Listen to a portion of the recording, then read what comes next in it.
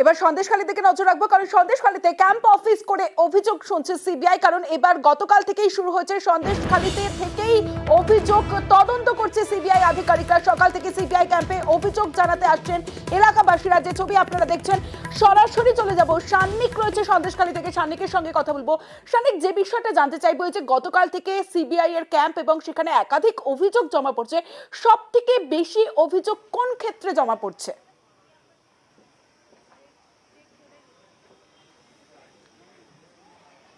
দেখো তমশ্রী, তোমাকে যদি সময় হিসেব করে বলি তাহলে সকাল 9:30টার পর থেকে আস্তে আস্তে ভিড় বাড়তে শুরু করে সেই ক্যাম্পের সামনে, এবং যত দুপুর গড়ায় সেখানে কিন্তু প্রচুর মানুষ, বেশিরভাগ বেরমজুর বা অন্যান্য অঞ্চল থেকে, আশেপাশের অঞ্চল থেকে প্রচুর মানুষ তারা আজকে অভিযোগ জানাতে গিয়েছিলেন। মূলত জমি দখল সংক্রান্ত অভিযোগ আজকে সব থেকে বেশি সংখ্যায় জমা পড়েছে এই যে সিবিআই এর যে অস্থায়ী ক্যাম্প তৈরি হয়েছে সন্দেশখালী এলাকায়, সেইখানে কিন্তু জমা পড়েছে।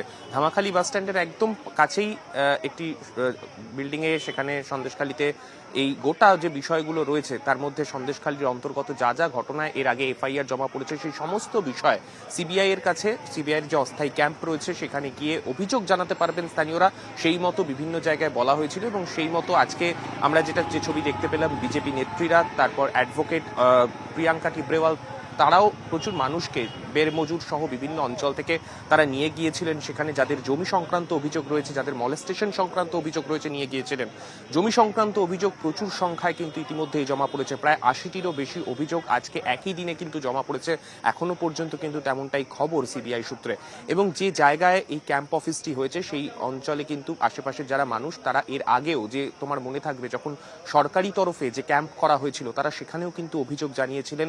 তারা কিন্তু যাতে কোনো রকম ভাবে তারা যে কোনো মূল্যে তারা তাদের সুরাহা চান, এবং যে জমি তাদের দখল হয়ে রয়েছে দীর্ঘ 2 বছর 3 বছর, কারো আরো বেশি সময় ধরে, তারা তাদের জমি ফেরত চান, এবং সেক্ষেত্রে সিবিআই যদি হস্তক্ষেপ করে, সেই কারণে সেই আশা নিয়ে তারা কিন্তু আজকে গিয়েছিলেন সেই অস্থায়ী ক্যাম্পে।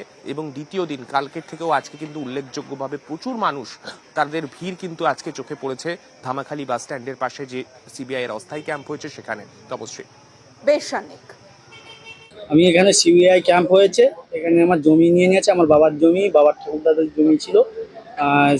শাহজাহানের অনুগামীরা বিগত 1 বছর আগে জমিটা দখল করে অভিযোগ করেছি।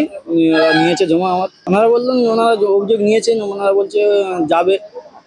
2014 সালে ফেরিঘাট নেওয়া হয়েছিল বিনা রায় অধিকারীর নামে। সেই ফেরিঘাটের পজিশন জেলা পরিষদ বিনা রায় অধিকারীকে দিতে পারেনি। বিডিও অফিস, থানা, সব জায়গায় জানানোর পরেও তারা কোনো অ্যাকশান নেয়নি। এখনও যাবৎ কে ঘাট চালাচ্ছে তাও আমি জানি না। আমার এই 10 বছর ধরে মানি সেখানে পড়ে আছে 10 লাখ টাকা। সেই আমি অর্থটা যাতে ফেরত পাই তার জন্য আবেদন করতে এসেছি। যদি অর্থ না পাই, ঘাট পজিশন যেন পাই, তার জন্য আবেদন দিতে এসেছি সিবিআই দপ্তর। আমি একটা ফিশারি বা ভেরি করতাম, 182 বিঘা ফিশারি। সেই ফিশারি দখল করেছে শাহজাহান ঘনিষ্ঠ দুষ্কৃতীরা, আরশেদ মোল্লা।